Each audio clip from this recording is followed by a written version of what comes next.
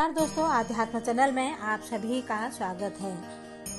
तो दोस्तों, गायत्री साधना करने से और उसके मंत्र पढ़ने से हमें आपत्तियां आती हैं, जो हमारे ऊपर विपत्तियां आती हैं, उसको हमारी गायत्री मंत्र पढ़ने से और उनकी योग साधना करने से हमारी किस तरीके से गायत्री माता हमारी मदद करती है और हमें इस संकट से बाहर निकालती है, इसी के बारे में मैं आपको आज बताऊंगी। जब हमारी परिस्थितियों का प्रभाव बड़ा प्रबल हो जाता है, उसके थपेड़े में जो फंस गया वह विपत्ति की ओर बढ़ता ही जाता है। बीमारी, धन हानि, मुकदमा, शत्रुओं से बेकारी है, ग्रह कलेश, विवाद, कर्ज शादी से श्रृंखला से बहुत चढ़ पड़ती है।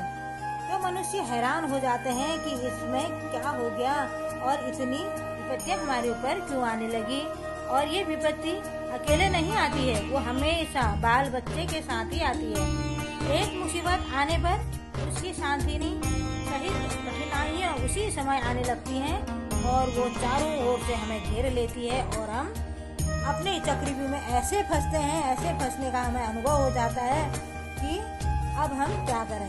ऐसे विकट समय में जो लोग निराश और चिंता करते हैं और भय निरुत्साह हो जाते हैं और घबराहट से और अपनी विमूर्ता से पकड़कर हाथ पांव चलाना छोड़ देते हैं और रोने कलपने लग जाते हैं, तो अधिक समय तक, अधिक मात्रा तक वह कष्ट भोगते हैं। तो अगर कोई काम नहीं करेंगे और उसमें रोना धोना करने लग जाएंगे तो उनको और कष्ट होने लग जाता है। विपत्ति में हमें विपरीत परिस्थितियों का धारा से कारण पाने के लिए धैर्य होना चाहिए, साहस होना चाहिए, विवेक और प्रत्यय की हमें बिल्कुल आवश्यकता होती है।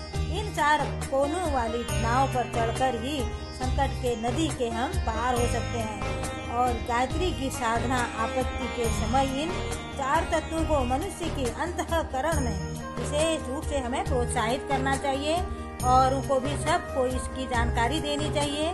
गायत्री का पाठ हमें हमेशा करना चाहिए, जिससे वह ऐसा ठीक मार्ग ढूंढने में हमें सफल हो सकते हैं जो उसे विपत्ति से हमें पार लगा सकती है। आपत्तियों में फंसे हुए अनेकों व्यक्ति गायत्री की कृपा से किस प्रकार पार उतरते हैं, मैं आपको आज उसके बारे में बताऊंगी। घाटकोपर बम्बई में श्री आरबी वेद गायत्री की कृपा से वो सांप्रदायिक दंगों में दिनों में मुस्लिम बस्तियों से निर्भय होकर निकलते रहते थे।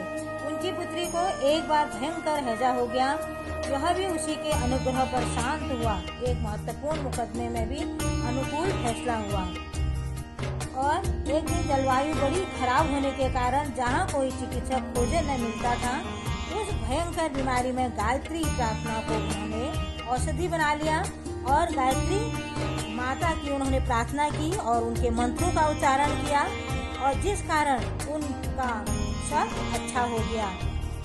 और इन्हीं दिनों उनके माता पिता सख्त बीमार हो गए थे, परंतु अनुष्ठान के प्रभाव उनका बाल भी बांका न हुआ, दोनों में निरोग हो गए।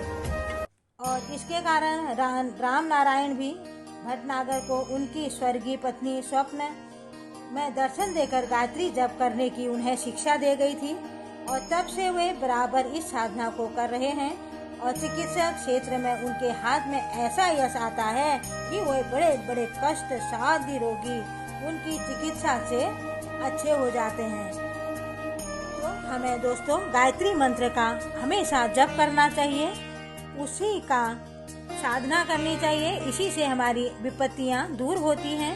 हर मंत्र का उच्चारण हमें प्रेम भाव से करना चाहिए। धन्यवाद।